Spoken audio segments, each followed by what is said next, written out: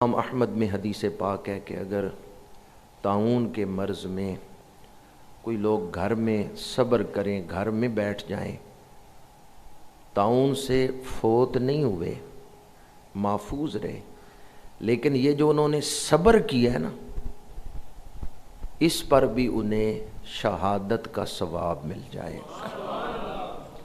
اس وقت حکومت بھی اور پورا میڈیا بھی، علماء بھی، سب یہ دعوت دے رہے ہیں کہ آپ گھروں سے باہر نہ نکلیں، احتیاط کریں۔ تو میں بھی آپ کی خدمت میں یہی گزارش کروں گا کہ آپ غار حرا کی جو سنت ہے کہ میرے آقا کریم چند دن کا کھانا لے کے غار حرا میں تشریف فرما ہیں، یا ام المومنین پیچھے سے کھانا لے کے حاضر ہو جاتی ہیں، چند دن حضور تنہائی میں گزارتے تھے۔ آپ اس خلوت کو یاد کرتے ہوئے گھر میں اپنے کمرے کو تنہائی کی جگہ گوشہ تنہائی مقرر کریں اور درود شریف پڑھیں۔ جو پچھلی نمازیں رہ گئی تھیں، جو آپ نے ادا نہیں کیں، وہ قضا کر لیں۔ جو پچھلی نمازیں آپ کے ذمے ہیں وہ پڑھ لیں، قرآن پاک کی تلاوت کریں۔ دینی اعتبار سے جو کمی ہے، نماز جنازہ یا دیگر دعائیں جو نہیں یاد، وہ یاد کر لیں۔ اس موقع کو مثبت طریقے سے استعمال کریں۔ ایک تو میں آپ کی خدمت میں دوبارہ یہ عرض کروں گا، باہر نہ نکلیں بغیر ضرورت کے۔ کوئی اشد ضرورت ہے تو ٹھیک ہے، مجبوری ہے، ورنہ آپ حکومت نے جو ہدایات دی ہیں ان کی پابندی کریں۔ اس میں نہ صرف آپ کا اپنا فائدہ ہے، پوری قوم کا فائدہ ہے، اس میں پوری ملت کا، انسانیت کا فائدہ ہے۔ اس وقت انسانیت کو بچانا یہ ہم سب پر فرض ہے، یہ ہم سب پر ضروری ہے۔ اور اسلام ہمیں جو تعلیم دیتا ہے، میں تو اکثر کہتا ہوں کہ اسلام اور سلامتی ایک ہی چیز کے دو نام۔ کوئی شرعی زیادہ تشریحات کا وقت نہیں ہے۔ ایک تو میں یہ گزارش کروں گا کہ آپ اپنے گھروں میں رہیں اور گھروں میں بھی زیادہ کوشش کریں تنہائی میں وقت گزاریں۔ باہر سے گھر آئیں تو آپ ہاتھ دھو کے پھر کسی چیز کو ہاتھ لگائیں۔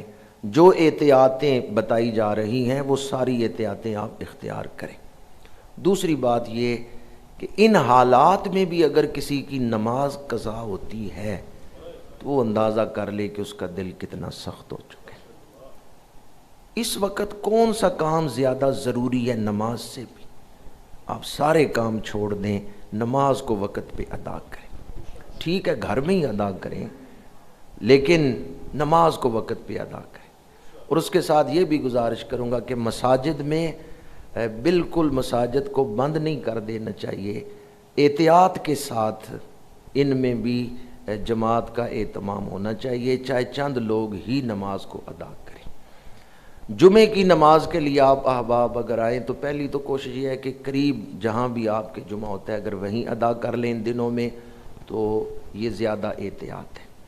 اور دوسری یہ کہ مساجد میں آئیں تو دروازے پر سینیٹائزر کا اہتمام ہو، لوگ ہاتھ صاف کر کے آئیں، گھر سے وضو کر کے آئیں، اور اگر اپنا مصلی ساتھ لے آئیں تاکہ زیادہ احتیاط ہو جائے۔ مسجد میں کسی کو پتہ نہیں کہ کون مریض آ کے نماز پڑھتا ہے، کون صحت مند آ کے نماز پڑھتا ہے، اس لیے اگر اپنا مصلی یا کوئی چادر کوئی کپڑا ساتھ لے آئیں، اس کو بچھا کے اس پر نماز پڑھ لیں، پھر اپنے ساتھ ہی وہ کپڑا لے جائیں۔ اسی طرح اپنی ٹوپی بھی بعض مساجد سے استعمال کرتے ہیں، یہ کوئی پتہ نہیں کس نے وہ ٹوپی استعمال کی ہو، تو اپنی ٹوپی کا اہتمام بھی کریں۔ مسجد میں نماز پڑھنے آئیں تو کپڑا سر ڈھانپنے کے لیے گھر سے لے کے آئیں، وضو گھر سے کر کے آئیں، ٹوپی کا اہتمام گھر سے کریں۔ دروازے سے مسجد سے گزریں سینیٹائزر سے ہاتھ صاف کر کے، اور پھر اپنا مصلی لائیں جس کو بچھا کے اس کے اوپر نماز پڑھ لیں۔ زیادہ دیر بے شک مسجد میں قیام نہ کریں، فرائض پڑھیں، گھر چلے جائیں، سنتیں اور نوافل اپنے گھر میں بھی ادا کر سکتے ہیں۔ انسانی جان جو ہے اسلام نے اس کو بڑی اہمیت دی ہے۔